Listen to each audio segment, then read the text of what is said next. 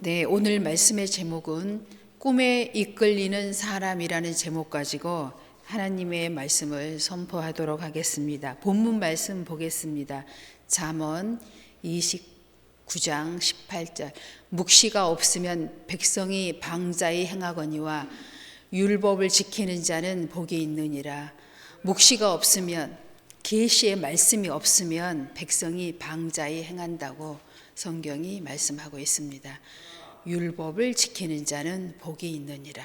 아멘. 오늘 말씀의 제목이 꿈에 대해서 이렇게 하나님께서 말씀을 선포하도록 은혜를 주셨는데, 꿈이라고 하는 것은 성령 안에서 주어지는 것입니다. 다시 얘기하면 은혜와 진리 안에서 하나님께서 값없이 우리에게 주시는 것이 꿈입니다. 그래서 우리는 보통 저는 꿈이 없어서 뭘 어떻게 해야 될지를 모르겠다고 합니다. 그래서 하나님께서 하나님 앞에 가까이 나와라. 나랑 가까이 변론하자. 내게 나와 예배하라. 찬양하라. 내가 너에게 복을 주리라 라고 말씀하고 계십니다. 그래서 꿈은 그냥 가만히 있으면 생기는 것이 아니라 은혜와 진리 안에서 성령으로 말미암아 우리에게 값없이 주어지는 비전인 것입니다. 누가복음 11장 9절로 13절의 말씀을 보겠습니다. 내가 또 너희에게 이르노니 구하라. 그리하면 너희에게 주실 것이요. 찾으라. 그러면 찾아낼 것이요. 문을 두드리라. 그러면 너희에게 열릴 것이니. 구하는 이마다 받을 것이요. 찾는 이는 찾아낼 것이요. 두드리는 이에게 열릴 것이니라. 너희 중에 아버지 된 자로서 누가 아들이 생선을 달라 하는데 생선 대신에 뱀을 주며 알을 달라 하는데 전갈을 주겠느냐. 너희가 악할지라도 좋은 것을 자식에게 줄 알거든 하물며 너희 하늘 아버지께서 구하는 자에게 성령을 주시지 않겠느냐 하시니라. 아멘. 성령은 하나님께서 우리에게 주신 이 땅의 가장 큰 선물입니다.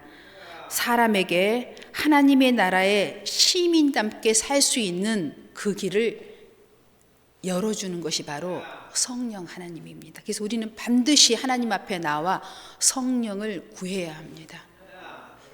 성령이 있는 사람은 다 꿈과 비전을 갖게 됩니다. 그리고 그 꿈을 향하여, 비전을 향하여 거침없이 나아갈 수 있게 되는 것입니다. 제가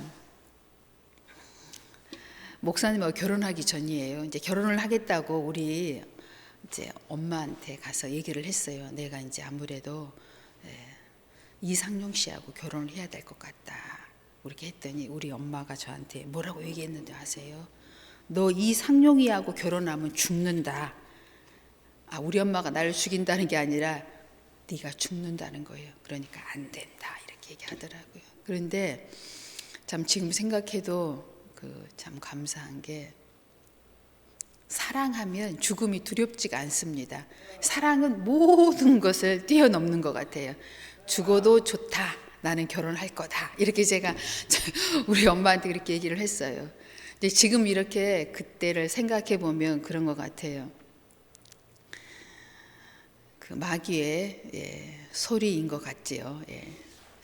제가 아마 결혼을 하지 않았더라면 오히려 아주 육신은 살아있을지 모르지만 영혼의 세계는 죽어있지 않았을까, 이런 생각을 제가 해봅니다. 우리가 하나님 앞에 은혜를 받고 나오면 어떠한 어려움이나 문제나 슬픔이나 고통이나 염려가 있어도 이건 다 뛰어넘을 수 있습니다. 이 세상에 가장 두려운 게 죽음이거든요. 사망이거든요. 이것을 뛰어넘을 수 있는 은혜가 우리 앞에 놓여진 사람은 이 땅의 문제는 다 뛰어넘을 수가 있습니다. 그래서 우리는 우리 하나님께서 우리들에게, 하나님의 자녀된 우리들에게 값없이 예수님을 이 땅에 보내주셔서 사랑을 확증해 주셨습니다. 그 아들을 우리에게 그냥 던지신 거예요, 선물로. 그래서 그것을 받는 자, 영접하는 자는 이 세상의 모든 것을 뛰어넘을 수 있는 힘이 우리에게 주어지는 것입니다. 이제 교회를 개척하기 위해서 참 많은 훈련과 연단을 받은 것 같아요. 그리고 또 우리 친정 엄마가 말한 대로 제가 죽음을 2번이나 겪게 됩니다. 정말 숨이 끊어졌는데 밤에 너무 병이 깊어서 숨을 못 쉬고 끊어졌는데 이렇게 죽는구나 하고 죽었거든요. 제가 숨을 마지막에 못 쉬고 아침에 눈을 떴는데 눈을 뜨고 제가 안 죽었네. 그게 한 번이고 또 그 다음번에는 이제 몸에 피가 다 하나도 다 없어지는 것 같더라고요. 혈압이 딱 다운되는 거, 완전 0 정도 된 것 같은, 뭐 마이너스 1 정도 되는 것 같은 그런 느낌이 온몸에 자고 있는데 이렇게 딱 들더라고요. 근데 그때는 제가 그 전에는 목사님이 옆에 자고 있는데 못 깨웠었고 혼자 그냥 죽었다 생겨난 거고, 그때는 제가 목사님을 깨웠어요. 근데 목사님이 팔딱 일어나더니, 목회하기 전입니다. 팔딱 일어나더니 막 그 자리에서 바로 막 침대에 이렇게 테두리를 잡고 방언으로 막 기도를 하는데, 얼마나 기도를 했는지 모르겠어요. 제가 정상으로 딱 돌아왔어요. 그래서 제가 정말 2번 죽었다가 깨어난 거지요. 예. 그러고 나서 이제 이렇게 돌이켜 보면 정말 내가 진짜 이 영적 전투를 이렇게 하고 여기까지 이렇게 왔구나 하는 생각이 듭니다. 예. 정말 하나님의 은혜가 아니었다면 제가 벌써 이제 죽었지요. 이제 늘 목회자의 삶을 살면서 어려움이 올 때마다 그 순간들을 생각합니다. 그때 죽었었을 텐데 이렇게 살아있으니 감사하지. 이 고통 정도는 죽음에 비하면 사실 아무것도 아니지요. 예. 그렇게 생각하면서 고비를 지내서 여기까지 온 것 같아요. 예. 믿음의 세계는 이런 것입니다. 사막과 광야하고도 같은 고 사막과도 같은 것이죠. 한 치 앞이 보이지 않지요. 모래 폭풍이 불어오면, 우리 이렇게 이제 영화나 다큐 같은 거 보면 사막에서 막 폭풍이 불면 단 하나도 보이지 않고 우리가 이제 앞길을 갈 길을 아예 알지를 못하잖아요. 예. 그것과 같은 것이 우리의 이 땅의 삶입니다. 그때 그럴 때 아무것도 보이지 않을 그때 하늘의 길이 열립니다. 오직 하늘의 길만이 열려 있지요. 우리야 하나님을 바라볼 때, 주님을 바라볼 때 그 빛을 향해서 우리가 한 걸음 한 걸음 가는 것입니다. 그러니까 우리가 결국은 육신의 몸을 입고 있지만 결국 우리를 인도하는 것은 영입니다. 결국은 지나고 보면 성령 하나님의 인도를 받아서 우리 영이 가는 거예요. 그러니까 여러분, 육신에 매여서 산다는 것은 정말 우리가 옛사람의 모습이지요. 그래서 우리는 항상 영의 사람으로서 살아야 합니다. 그것이 바로 우리가 천국으로 무사히 도착하는 길입니다. 오늘 새벽에도 목사님께서 아주 특별한 말씀을 하시는, 계시의 말씀을 하셨지요. 새벽 예배 때 제가 이제 맨 뒤에 앉으니까 봐요. 한 명도 주는 분이 없더라고요. 저를 비롯해서. 저도 고단하면 엄청 자요. 새벽에 와서 이쪽으로 쓰러졌다가 이쪽으로 쓰러졌다 막 이 정도까지 졸기도 하는데 한 분도 이렇게, 왜냐? 오늘 새벽의 말씀이 묵시의 계시의 말씀이 선포되었거든요. 그것처럼 우리는 하나님 앞에 나와야 합니다. 나올 때 꿈을 가지게 되고 비전을 향하여 거침없이 가게 되는 것이죠. 그래서 우리는 하나님 앞에 1대1로 결단을 해야 합니다. 우리가 주의 종을 통하여 은혜를 받긴 하지만 어려움이 닥쳐오면은요, 우리는 또 무너져요. 또 주의 종이 일으켜 세워서 가지만 또 쓰러집니다. 왜요?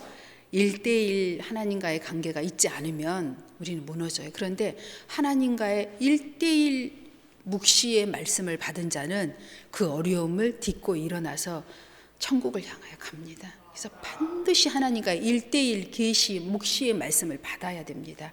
이런 자는 7번 쓰러져도 7번 일어납니다. 아멘. 네. 마태복음 11장 12절의 말씀 보겠습니다. 세례 요한의 때부터 지금까지 천국은 침노를 당하나니 침노하는 자는 빼앗느니라. 아멘. 성공하고 승리하고 이기는 사람들의 습관은요, 특별히 세 가지가 있는데, 항상 나는 할 수 있다, 불가능은 없다,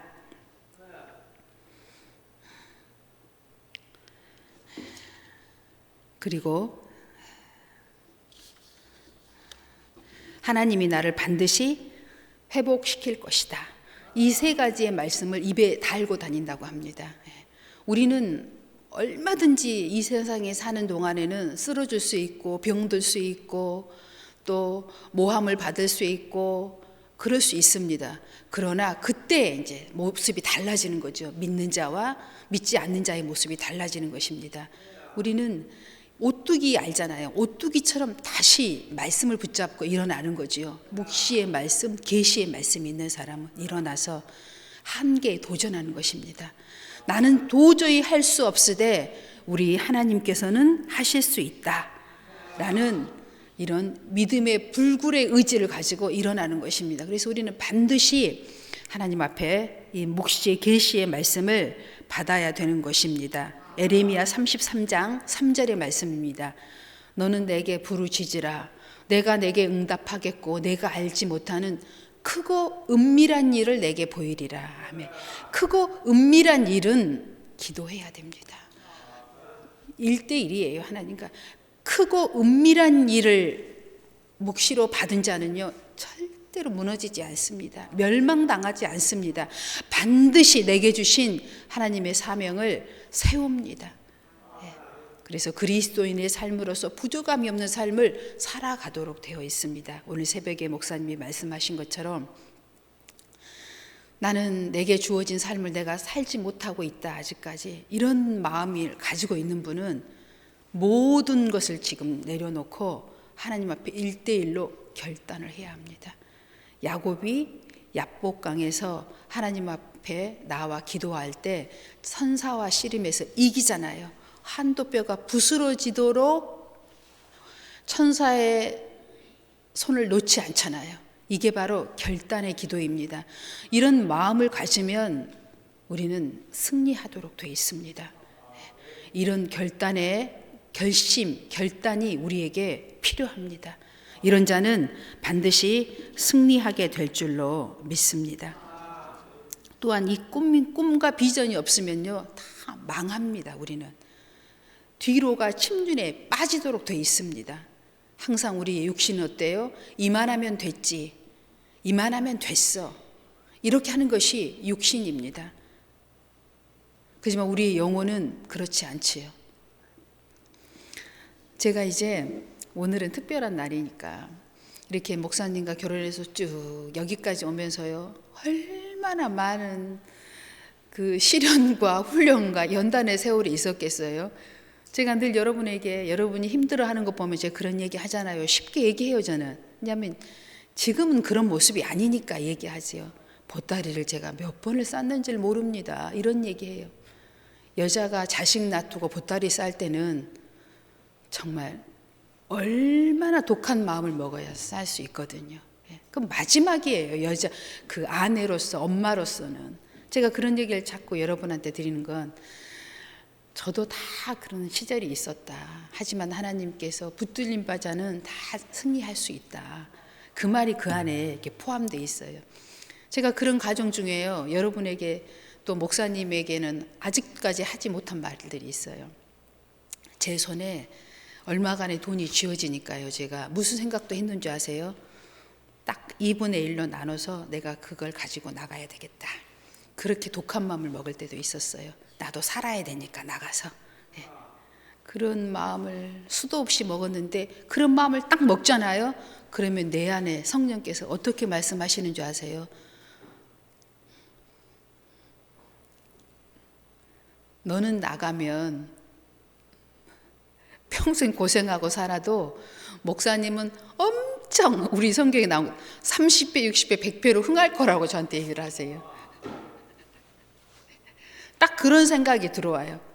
그러니까 이게 그냥 너무 우리 세상 말로 표현하자면 아까워서 못 나가겠는 거예요. 막 지금 당장 너무 시련이 고통스러운데도 제가 그냥 여러분이 어려움 당하고 있는 분들한테 정말 위로가 되라고 제가 말씀을 드리는 거예요. 내가 너무 손해가 날 것 같아서 못 나가겠는 거예요, 그 당시에. 정말 우리 애기들이 요만했을 때니까. 근데 정말 이렇게 30년이 지나서 지금 이렇게 생각해 보면 제가 그때 나갔으면 어쩔 뻔 봤습니까? 안 나가길 잘했지요. 네. 믿음으로 살기를 얼마나 잘했습니까? 네. 정말 너무 감사해요, 하나님께. 나를 붙잡아 주신 하나님께, 그런 생각을 주신 하나님께. 내 육신은 보따리를 싸가지고 있는 돈 반으로 딱 나눠서 들고 나갈 것이다. 그런데 바로 너는 손해야. 그러는 순간 너는 손해야. 이렇게 내 안에 성령께서 이렇게 말씀을 주셨을 때 내가 내 생각은 십자가에 못 박고 성령의 인도를 받고 그 자리에서 견디고 참고 그렇게 했던 것이 얼마나 감사한지 몰라요. 네. 여러분 지금 엄청 혹시 어려운 상황에 있는 분이 계시다면 성령의 음성을 듣고 승리하는 여러분 되십시오. 별로 한 것도 없는 것 같아. 지나고 보면 그냥 하나님 안에 있었던 거, 성령 안에 있었던 거, 그냥 포도나무에 가지가 붙어 있었던 거, 그거예요. 결국은 떨어지지 않고 내 안에 계신 성령 안에 순종했던 거, 그거밖에 없던 것 같아요. 그냥 우리는 견디면 되는 거예요. 나머지 일은 하나님이 결국 하시는 거지요. 그래서 우리가 이런 성령의 감동에 순종한다면 누구든지 하나님께서 이 땅에 그리스도인으로 사는데 부끄러움 당하지 않고 사명을 능히 감당하면서 생명의 면류관뿐만 아니라 의의 면류관도 천국에서 받게 될 줄로 믿습니다. 열대지방에 사는 사람들은 좀 게을러요. 왜냐하면 열심히 땀 흘려 일하지 않아도 밖에 과일도 많고 또 옷도 그냥 대충 입어도 춥지도 않고 또 집이 그냥 바람이 술술 불어도 잠자는데 춥지도 않잖아요. 그러니까 막 그렇게 열심히 일을 하지 않습니다. 좀 나태하지요.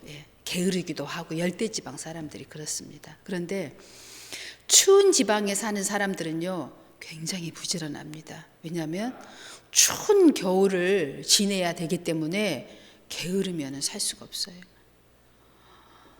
옷도 따뜻하게 입어야 되려면 털옷도 갖고 있어야 되고 집도 튼튼하게 지어져 있어야 되고 바람이 불면 얼어 죽잖아요. 또 겨울에는 다 꽁꽁 얼어 있으니까 먹을 음식도 좀 미리미리 준비해 놔야지 겨울에 또 먹을 거 아닙니까? 그러니까 추운 나라에 사는 사람들이 전반적으로 잘 살아요. 그리고 적도를 유시해서 그 아래 남반구에 사는 사람들은 대부분 나태하고 게으릅니다. 그러니까 무슨 얘기를 하냐면 환경이라는 것이 굉장히 중요하다라는 말씀이에요. 예수 믿는 사람들의 환경과 믿지 않는 사람들의 환경은 완전히 다릅니다. 예수 믿는 사람들의 환경은 늘 하나님의 말씀이 선포되고 은혜가 있고 계시의 말씀과 묵시의 말씀이 우리를 계속 채찍질을 해주기 때문에 우리는 그냥 안주해서 살 수가 없어요. 내가 오늘 이만하면 됐지 했다가도 하나님 앞에 나오면 이게 아니지.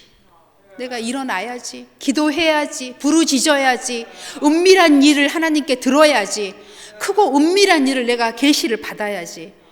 이대로는 안 되지. 내가 이대로 죽으면 안 되지. 내 자녀들에게 믿음을 유산으로 줘야지. 이렇게 예수를 믿는 사람의 환경과 세상에 사는 사람들의 환경은 완전히 180도 다릅니다. 그래서 우리가 얼마나 축복된 사람인가를 우리가 알아야 돼요. 이런 환경을 주신 하나님께 특별히 대한민국에 태어난 것은 너무나도 감사한 일입니다. 또 그중에서 또 대전은요, 또 재해도 가장 없는 지역 중에 하나예요. 우리나라 중에서도. 대전에서 살게 된 것을 또 감사해야지요.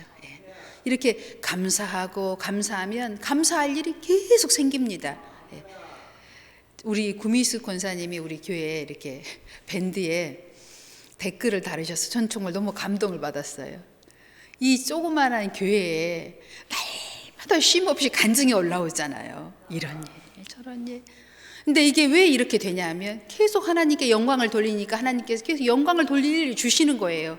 이 조그만 교회에서 변함없이 일들이 일어나잖아요. 좋은 일들이, 감사할 일들이, 영광을 돌릴 일들이. 여러분, 작은 일이라도 하나님께 말씀을 드리십시오. 감사하다고. 이렇게 해서 감사하고 저렇게 해서 감사하다고. 감사하면 감사 일들이 끊임없이 이렇게 일어나게 될 줄로 믿습니다. 잠언 19장 15절입니다. 게으름이 사람으로 깊이 잠들게 하나니 태만한 사람은 줄일 것이니라. 아멘. 그렇습니다. 하나님 앞에 열심히 나와서 묵시의 말씀, 계시의 말씀을 듣는 사람은요, 늘 영적으로나 육적으로나 풍성한 삶을 살 수밖에 없어요. 근데 하나님 앞에 나오는 것을 게을리하면요, 굶주려요, 궁핍합니다. 영혼이 가난해져요. 말씀이 없으니까, 묵시의 말씀이 없기 때문에 빈곤해요. 빈곤해집니다. 열심히 하나님 앞에, 부지런히 하나님 앞에 나와야 됩니다. 잠언 6장 6절입니다. 게으른 자여 개미에게 가서 그가 하는 것을 보고 지혜를 얻으라. 아멘. 여러분, 개미는 눈이 없는 거 아시지요? 네. 근데 개미들 노는 거 우리 어렸을 때 이제 요즘에는 땅이 없어가지고 애들이 개미 노는 걸 잘 못 보는 것 같아요. 땅이 있는 곳으로 가서 한번 개미가 어떻게 다니는지 보여주고 싶네요. 네. 개미는 이제 줄지어서 다니잖아요. 눈이 없어서. 근데 어떻게 가냐? 똥구멍에 냄새를 맡으면서 그 똥구멍을 따라서 계속 다니는 개미가 엄청 지혜로운 거지요. 그리고 혼자 잘 안 다니고 무리를 지어서 다닙니다. 힘이 약하니까. 아마 지구가 멸망해도 개미는 남아있을걸요? 인류가 멸망해도? 그러겠죠? 예. 그만큼 우리는 개미를 통해서 얻을 지혜가 참으로 많이 있습니다. 개미는 알잖아요. 먹을 것을 여름에 준비했다가 겨울에 땅속에 들어가서 먹잖아요. 예. 개미를 통해서 우리가 얻을 지혜가 너무나 많습니다. 빌립보서 4장 13절의 말씀입니다. 내게 능력 주시는 자 안에서 내가 모든 것을 할 수 있느니라. 여러분 믿으시지요? 네. 하나님의 은혜를 받으면 다 하실 수 있습니다. 하나님의 은혜가 내 안에 머물러 있는 사람들은 다 능치 못할 일이 없습니다. 한계에 도전할 수 있습니다. 내 육신은 한계가 있지만 내 영혼의 세계는 한계가 없어요. 여러분 믿으시지요? 네. 한계가 없습니다. 에베소서 3장 20절의 말씀입니다. 우리 가운데서 역사하시는 능력대로 우리가 구하거나 생각하는 모든 것에 더 넘치도록 능히 하실 이에게. 아멘. 하나님은 저에게 특별히 주신 은사들이 있어요. 제게 늘 그 생각에 넘치는 은혜를 많이 주십니다. 그 상상을 많이 하도록 하세요. 눈에는 잘 안 보이는데 그 생각 안에 상상을 멋지게 좀 많이 하게 하세요. 예. 근데 제가 생각하는 것보다 훨씬 더 많이 넘치도록 하나님이 그 은혜를 부어주시고 역사를 이루십니다. 예. 그 사람마다 다 은사가 있으니까. 근데 제가 늘 그걸 느껴요. 내가 생각한 것보다 훨씬 더 많이 크게 넓게 은혜를 베풀어 주시는 것을 저는 늘 체험을 합니다. 예. 우리 목사님을 만나면서부터 그런 것이 생긴 것 같아요. 예. 그러니까 우리가 축복의 사람들을 만나야 돼요. 은혜의 사람들과 늘 모이기를 힘쓰고 함께 해야 돼요. 네. 제가 목사님을 처음 만났고 두 번째 만났을 때 목사님이 저를 찾아왔었어요.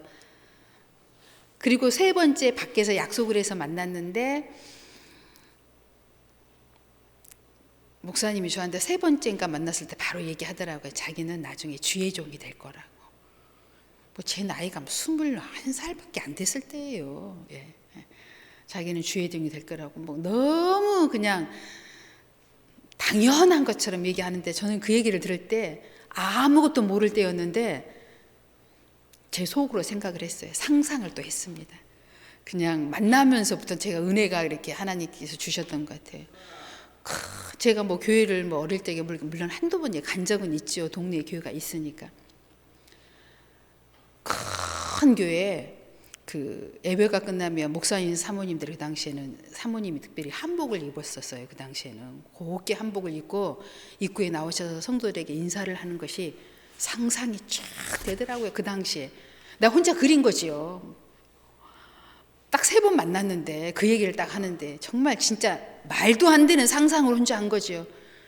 인사를 한복을 곱게 차려입고 머리를 멋지게 올리고 한복을 딱 차려입고 인사를 하는 모습이 쫙 이렇게 스쳐 지나가는 거예요. 그래서 제가 목사님께 그 당시에 목사가 아니었죠.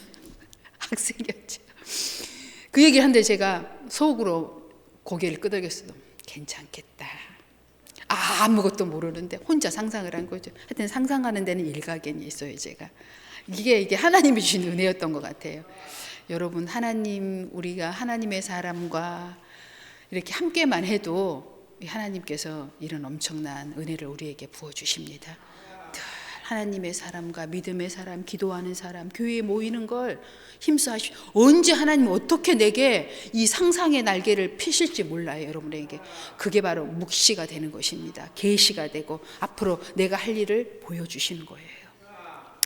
믿으십니까? 아멘. 네. 갈라디아서 6장 7절의 말씀입니다. 스스로 속이지 말라. 하나님은 업신여김을 받지 아니하시나니 사람이 무엇으로 심든지 그대로 거두리라. 아멘. 제가 여러분에게 참 부끄러운 이야기지만 다 승리했으니까 부끄럽지가 않지요. 말 그대로 간증이 되는 거지요. 이렇게 이제 결혼을 하고 이제 목사님하고 이제 직장 생활도 좀 하고 그다음에 사업도 해보고 또 신학교를 다시 목사님이 들어가시 그런 과정을 쭉 거쳐오면서 제가 어렸을 때부터 신앙생활을 하지 않았기 때문에 11조 생활을 하지 않았어요. 예. 이제 이런 과정 중에 열심히 모으는 데만 재주가 있었지요. 안 쓰고 근검절약 모으는데 하여튼 그건 제가 우리 엄마한테 받은 좀 물려받은 유산 중에 하나인 것 같아요. 그냥 열심히 잘 안 쓰고 모으는 데는 아주 일가견이 있어요. 그래서 열심히 모아서 목돈도 만들고 그렇게 했는데 제가 이제 믿음 생활을 하기 시작은 했지만 제대로 11조 생활을 못 했었어요. 이제 근데 당장에 하나님이 다 가져가진 않더라고요. 한 3년쯤 지났을까요? 목돈도 만지고 좀 이렇게 하여튼 간에 잘 모였으니까 제법 큰 돈을 갖고 있는데 그게 하루아침에 다 날개가 달려가지고 날아가 버리더라고. 근데 그때서야 하나님의 말씀을 그전에도 다 들었지요. 11조 해야 한다. 뭐 어찌해야 된다. 뭐 심어야 된다. 어찌해야 된다. 수도 없이 들었지만 그건 내게는 묵시의 말씀이 아니었지요. 그냥 머리에 스쳐가는 말씀들이었죠. 다 그렇게 안 쓰고 아끼고 모이고 저금 통장 보면서 숫자 보면서 행복해하고 그렇게 했는데 그 돈이 다 날개가 달라서 날아간 뒤에야 이제 앉아서 곰곰이 생각해 보니 내가 하나님의 것을 구별하지 않는 정말 나만의 믿음을 가지고 있었더라고. 하나님께 인정받지 못한 믿음, 내가 가지는 믿음, 나의 믿음을. 그리고서는 제가 정신이 바짝 들더라고. 너무나 아끼고 열심히 근검절약하고 땀 흘려서 모았는데 그게 다 날아간 뒤가 너무 아까운 거예요. 뭐 복권을 맞아갔고 날아갔으면 덜 아깝겠죠. 근데 너무 정말 애끼고 이렇게 모은 돈이기 때문에 너무 아까운 거예요. 너무 아까운 거예요. 정말 정신이 바짝 들더라고. 내가 그때부터 하나님 앞에 11조를 구별했습니다. 구별한다고 뭐 돈이 떼돈이 들어오나요? 얼마나 돈이 없었냐면 하나님이 훈련하시고 연단하실 때는 쓸 돈이 생활비도 없더라고요. 그래서 대출도 받았어요. 근데 그 대출을 받으면 이자가 또 나가잖아요. 그게 너무 힘이 드니까 그 이자를 내기는 하지만 대출 받은 돈을 한 푼도 제가 안 썼어요. 통장 그대로 놔두고 있다가 이자만 내다가 다시 그 원금을 갚았다니까요. 그러니까 얼마나 빈궁한 게 지냈는지 몰라요. 그런 시절을 다 지내서 여기까지 온 겁니다. 뭐 지금 당장 내가 기도했다고 하나님이 막 응답하고, 뭐 지금 당장 내가 뭘 심었다고 하늘에서 막 금이 내려오고, 하나님의 때가 돼야 돼. 하나님 보고 계십니다. 우리가 심는 것들마다 다 때가 돼야 그것이 30배, 60배, 100배로 돼서 내려오는 거예요. 시편 126편 6절의 말씀입니다. 울며 씨를 뿌리러 나가는 자는 반드시 기쁨으로 그 곡식의 단을 가지고 돌아오리로다. 아멘. 그 없는 중에 그 하나님의 것을 구별하고 감사하고 서원하고 드린다는 게 정말 그 피눈물이지요. 그런 피눈물 나는 애물을 하나님 앞에 올려드리는 거지요. 우리가 전도를 하러 나가면 웃고 나갑니까? 여러분, 전도하러 나가면 핍박받을 각오를 하고 나가야 돼요. 무시받고 멸시받고 자존심 다 짓밟히고 이거 각오하고 세상에 나가야 돼요. 뭐 웃고 나갈 일이면 누구든지 누구가 못하겠어요. 우리 10명씩 전도해야 되는데 혹시 10명에게 전도 말씀도 전하지도 못하고 있다면 깨어나야 합니다. 울 각오를, 가슴에 울 각오를 하고 나가야 돼요. 하나님 앞에 세상에 나갈 때 이런 쓰라린 각오를 하고 나가서 울며 씨를 뿌릴 때 기쁨으로 곡식의 단을 가지고 돌아오리라.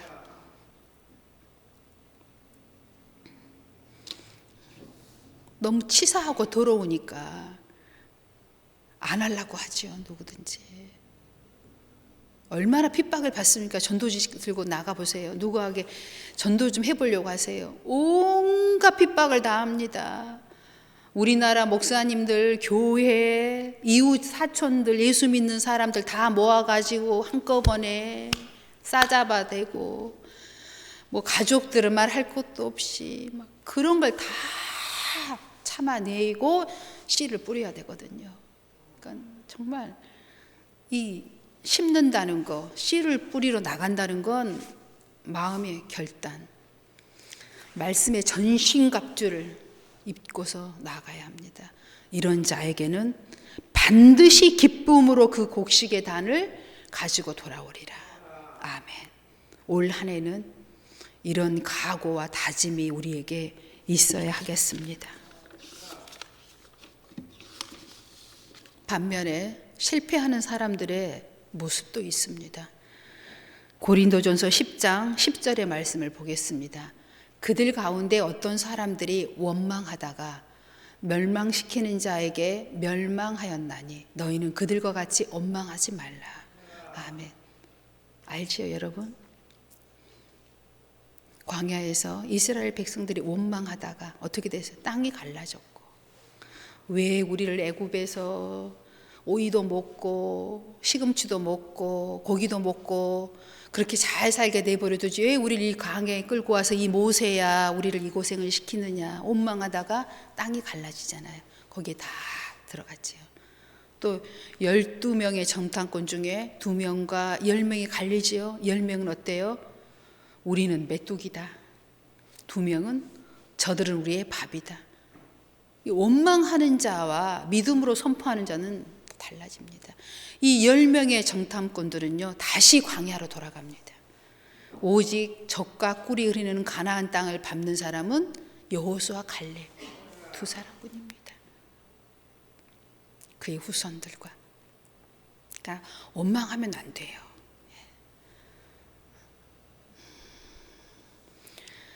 또 원망의 대명사 중에 하나가 누굽니까? 우리가 너무나 잘 아는 아담. 아담은요, 아내를 원망하고 하나님 앞에 나와서 뱀을 원망하고 그러다가 어떻게 됐어요? 에덴에서 쫓겨났습니다. 멸망하는 자들, 이들은 공통점이 다 뭐예요? 남의 핑계를 잘 대고 또 시기하고 질투하고 과거의 일에 매여서 불평하고 이러는 사람들이 다 원망하는 사람들이에요. 어떤 사람이 천국에 가서 예수님을 만났어요. 그래서 예수님께 두 가지를 물었다고 합니다. 한 가지를 물었다고 합니다. 왜 천국에 왔는데 쓰레기통하고 화장실이 없어요? 라고 물었대요. 아무리 쳐다봐도 쓰레기통하고 화장실이 없더래요. 그래서 예수님께서 그렇게 말씀하셨대요. 천국에서는 먹기는 먹되 싸는 것이 없다. 그리고 버릴 것이 없어서 쓰레기통이 없다. 천국은 그런 곳입니다. 정말 천국에 우리 빨리 가고 싶지요. 예. 그래서 이 땅에 쓰레기통은 어떤 곳이에요? 온갖 더러운 것들이 다 거기 있잖아요. 쓰레기통에. 근데 우리가 원망하는 사람들이 어떤 모습 같은 그 쓰레기통을 껴안고 사는 것과 똑같아요. 그 온갖 남들이 버린 그 온갖 오물을 이렇게 껴안고 사는 거하고 똑같아요. 원망하는 사람들, 남 탓하는 사람들. 내 입에서 원망이나 멸망하는 말이 나오거들랑 내가 지금 쓰레기통에서 지금 뭔가를 하나씩 꺼내가지고 그들과 함께 살자고 하는구나, 이런 생각을 하셔야 돼요. 그래서 우리가 이런 부정적인 생각, 원망하고 불평하다가 멸망받을 자들처럼 절대로 해서는 안 됩니다. 오늘 승리하는 자들처럼 승리해야 될 줄로 믿습니다. 베드로전서 2장 9절입니다. 우리는 하나님 앞에 약속의 자녀들입니다.